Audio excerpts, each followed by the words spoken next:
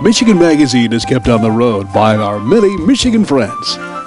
Cops and Donuts Bakery, downtown Clare, what began as a crazy idea among 9 police officers to purchase the historic Clare City Bakery quickly became an international phenomenon, carrying on a Michigan tradition with delicious donuts, pies, pastries, breads, original coffee, and more, plus a full menu at the new adjacent Traffic Stop Diner. Downtown Clare, a winning combination, Cops and Donuts. Shopping for that special person just got easier when you shop at Rose City Drug at 2640 North M33, just south of the Rose City city limits. You'll find gifts for everyone on your list from 1 to 100. Shop online or in person at Rose City Drug, Rose City. Jerry's Joint at West Branch, and with the best burgers in town. Jerry's has a full menu, but when you order the burgers steaming hot, they're made the way you like it. Stack time, made to order. Add fries, you've got a complete meal. Jerry's Joint of West Branch, home of the best burgers in town. Hi, welcome to Michigan Magazine. I'm Barry Stutzman. Glad you could come back and visit with me today as we hit those Michigan back roads. It's an exciting time we have as we visit with 2 completely different husband and wife artistic teams. One is involved in creating outdoor barbecue grills from scratch for events and personal use. The others create fine art from clay and ceramics in beautiful northwestern Lower Michigan. Stay tuned as we share dreams coming true along Michigan's back roads here on Michigan Magazine. Vacation. Don't make the planning of it more than what you're trying to get away from. At northernmichigancabinrentals.com, you can choose from over 2,500 cabins, cottages, lodges, resorts, lakefront vacation home rentals, and more. Whatever experience you're looking for, from rustic to luxury and everything in between. No more rustling with telephone books. No more endless internet searches. Just one site with over 2,500 Northern Michigan destinations. northernmichigancabinrentals.com. Nothing can compare to the wonderful taste of hot ribs straight off the barbecue grill. Proven by experts in the field of not only barbecuing ribs, chicken, and fish, but also in the field of barbecue construction. They call themselves Oakridge Kitchens. Based in Mount Pleasant, Michigan, owners Mike and Linda Bliss are gaining statewide recognition at not only fairs and special events for the wonderful barbecue and smoked roasted meat products, but also for the barbecue units they manufacture that range in size from the backyard home units to big festival smokers and barbecuers they were utilizing at the Michigan Magazine Expo. These 2 Northern Michigan entrepreneurs have even branched off into the barbecue sauce and seasoning business with their own delicious line.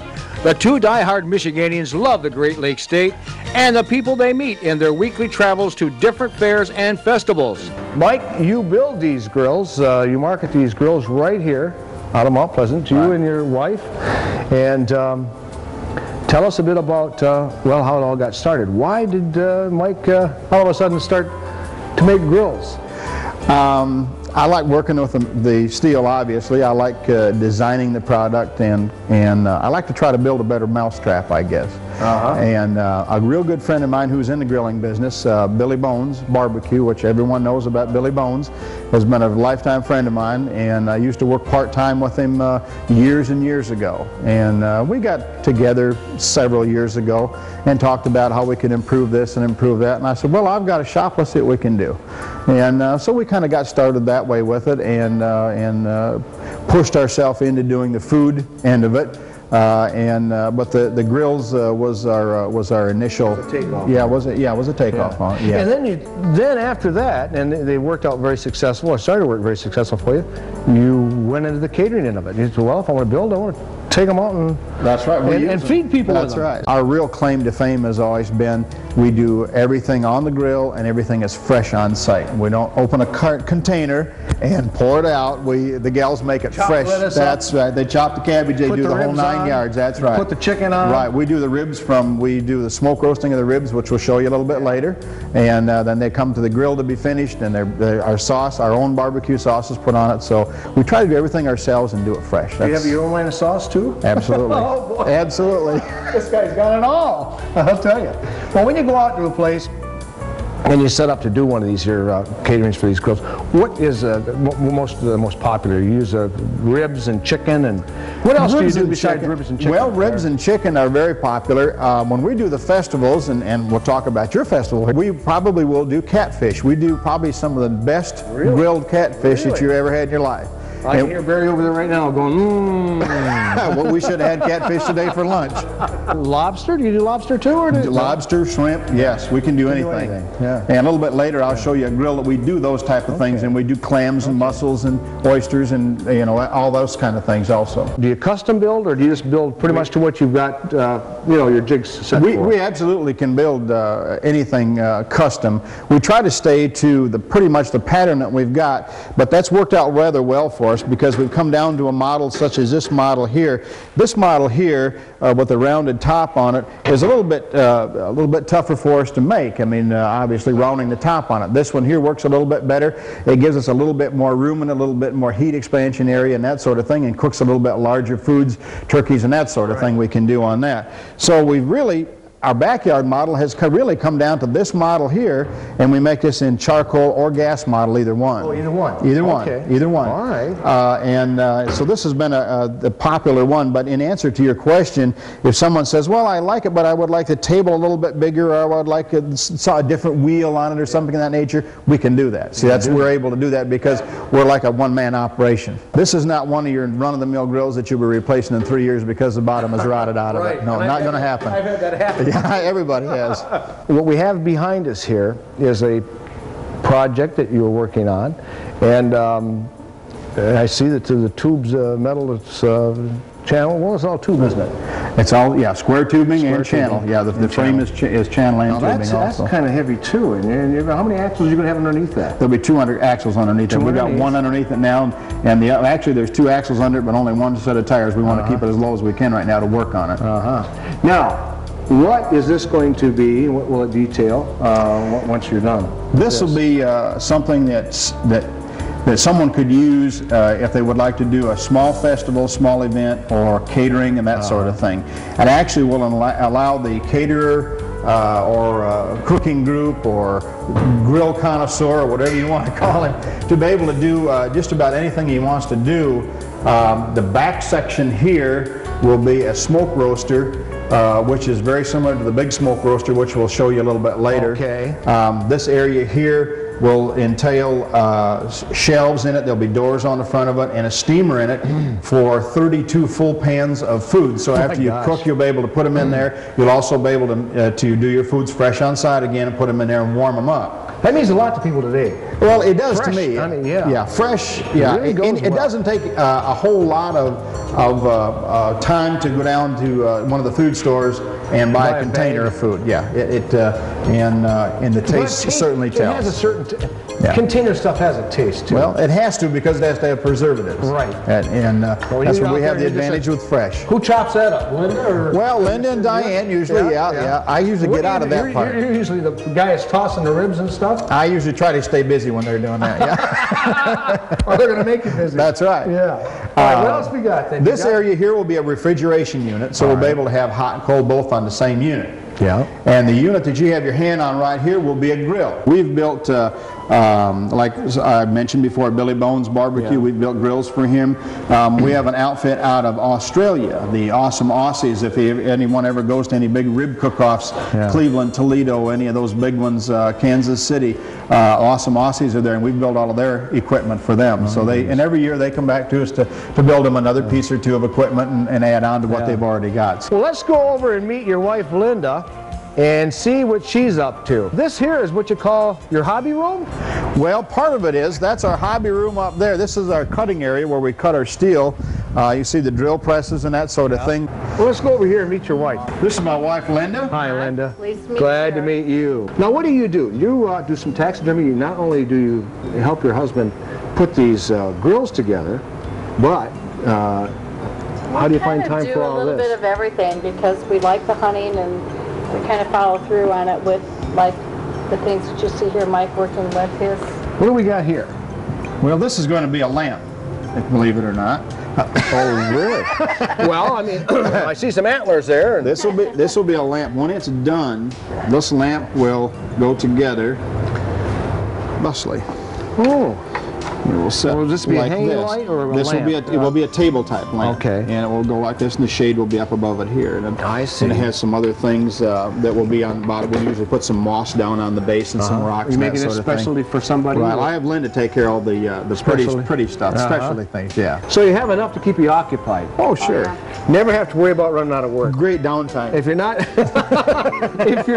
if you're not on the highway headed to some event, you're in the shop building it for an event. That's right. A little quiet time. Yeah. These All are right. kind of our wintertime projects because it's a little quieter around here in the winter. Summertime, I'll bet we you're going to be busy. hardly, you know, we don't have any free time, so we're just busy then.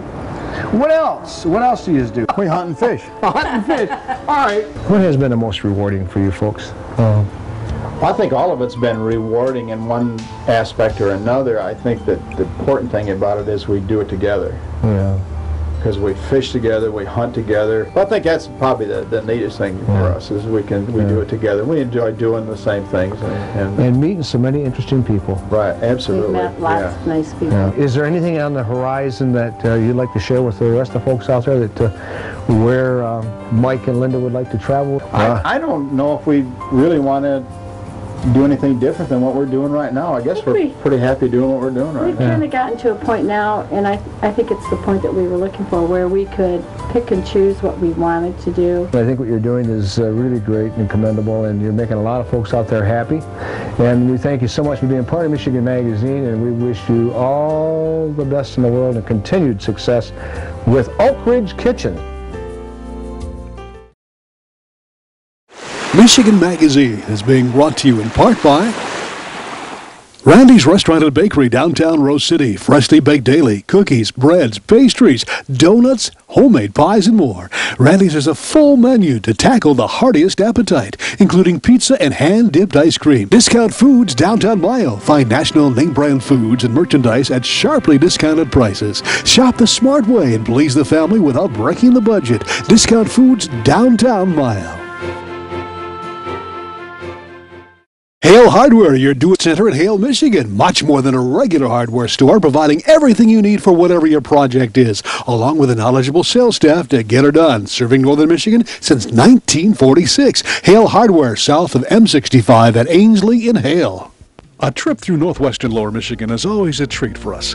With its beautiful rolling hills, meadows, Great Lakes shorelines, inland lakes, and hardwood forests, it's a natural draw, not only for outdoor enthusiasts, but also artists of all medium.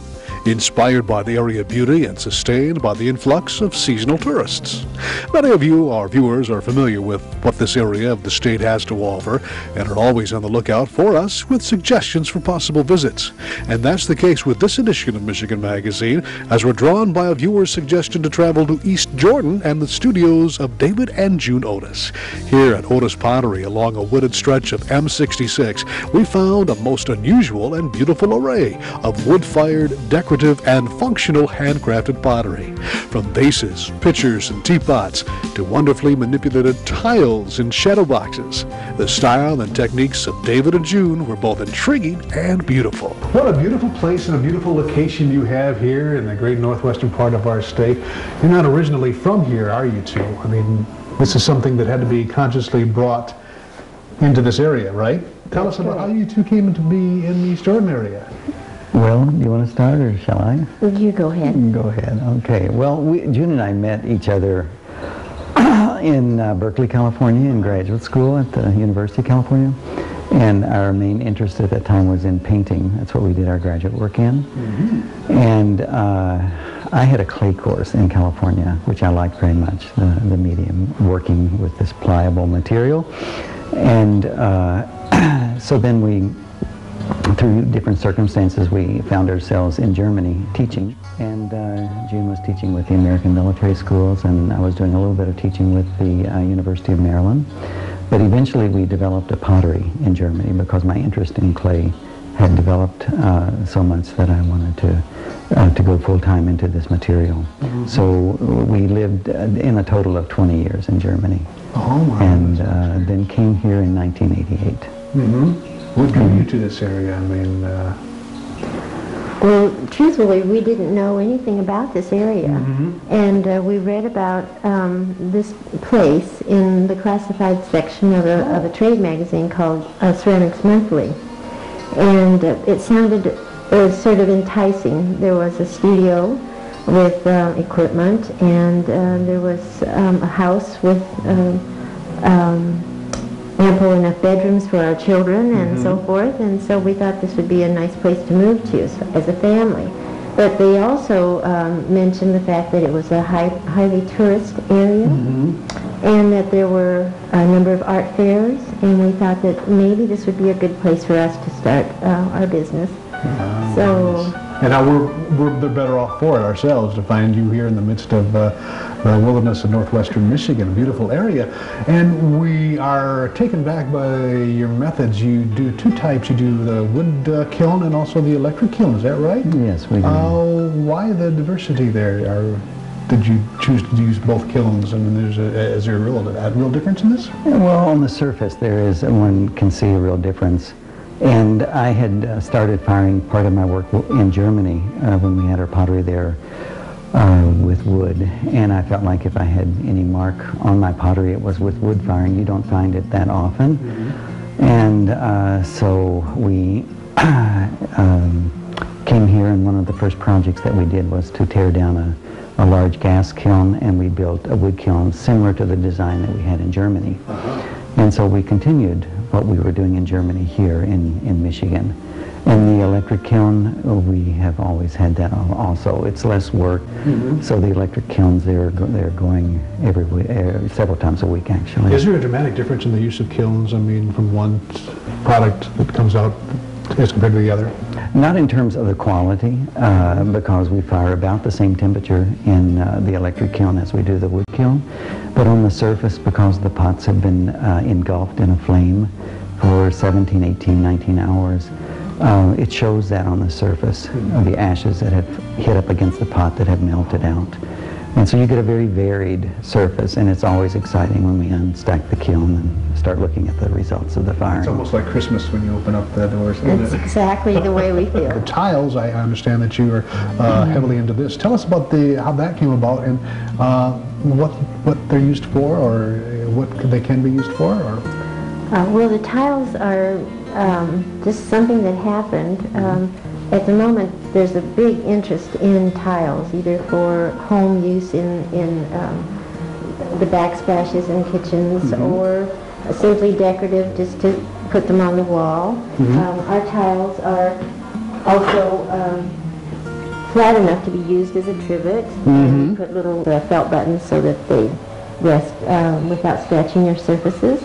But people are just collecting them now for the fun of collecting tiles. Right. And they collect both contemporary as well as antique tiles now. And because actually my interest is more two-dimensional, probably coming from a painting background, this is a two-dimensional effort on my part. It's not really a deep relief, and it's not three-dimensional. It's more of a linear kind of design. And so it just sort of was a natural. I really love what you're doing in this kimono thing. Could you describe how this came about and what this is all about? Well, it too is kind of an accident. A friend of ours had a gallery in Ada, Michigan. Oh, yeah. And he said that he had some requests for some Japanese-inspired art. And so he said, could you do me a kimono?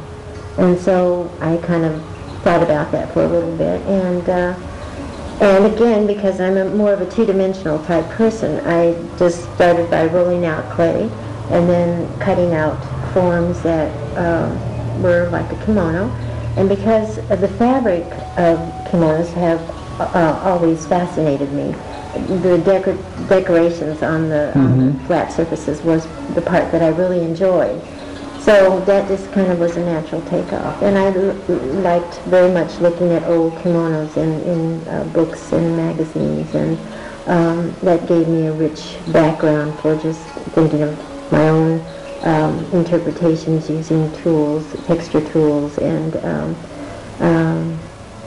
different kinds of drawing techniques to get the effect that I wanted. A stroll through the showrooms of Otis Pottery was well worth the journey to East Jordan as David and June guided us from piece to piece. A journey into the back studio was also a treat for the Michigan Magazine crew. As we watched the Otis's work, we were struck by their dedication to constantly experiment and try new methods in developing new horizons for their art. And I'd just like to show this because as I pointed out the tiles, we showed one of the little sheep tiles, and this is what we do often with the tiles. We mat them into a shadow box shape and then put a frame around it, and they're under glass, and we would like, there's a little bit of clay dust on it now because of my hands, but this comes into the Michigan Magazine Museum. Well, we'll put that in a place of honor. And then this is a piece of porcelain that I threw on the wheel, wonderful. And it's a wood-fired piece. This is wood-fired. It is wood-fired. There's no glaze on it except just the coloring from the wood ash. And so I would like to, this can be from June, and this can be from me. Thank you very much, June and David. Appreciate that. Thank you. Thank you for family, coming. and George, thanks for helping us out. I'm sure your help will not go unrewarded. And thank you very much. Appreciate you sharing your time with us. Thank you. Everybody at Michigan Magazine, thanks you for stopping by, and we'll see you here next week on Michigan Magazine or on the internet. Check us out at michiganmagazine.com. We'd like to thank all those that help keep Michigan Magazine on the road. The Art of Amalia Jonas is at the art store near Lupton, Michigan. Stop by her gallery or visit her online to purchase that perfect masterpiece or sign up for private lessons. Begin your journey in the world of art by capturing the inspiration around you under the personal direction of Amalia Jonas at the art store. The Michigan-made rebounding mailbox pole. Never again worry about the winter snowplow taking out your mailbox with this ingenious rebounding pole. Your mailbox takes a hit and keeps coming back year after year. Call now or visit their website, toughmailboxes.com. Clemick Sales and Service on Mapes Road, west of Mile, your complete recreational vehicle sales and service connection. Visit their beautiful showroom of new and pre-owned ATVs, lawnmowers, power equipment, snowmobiles, utility vehicles, and more. Clemick Sales and Service is also the home of the American-made Victory motorcycle line on display at Clemick's on Mapes Road, Mile. Cops and Donuts Bakery, downtown Clare, a winning combination. Cops and Donuts.